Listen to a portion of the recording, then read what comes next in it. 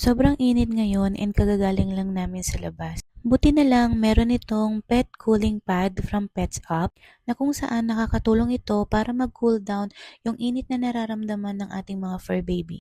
Ready to use na pala itong cooling pad ni Baxter pero meron silang other variant na kung saan lalagyan lang ito ng water. Malaking bagay ito pag meron tayong mga fur baby kasi nakaka-prevent ito ng heat stroke at iba pang heat-related issue. Scratch resistant na rin pala to and waterproof. At hindi mo na ito kailangang ilagay pa sa ref para lumamig. Washable and easy to clean na rin ito. So kung naghahanap kayo ng cooling pad para sa mga fur baby nyo, ilalagay ko na lang yung link dyan sa baba. Itong size pala na meron kami is medium. So super sulit na ito lalo na pag summer. So ayun lang for now. Bye!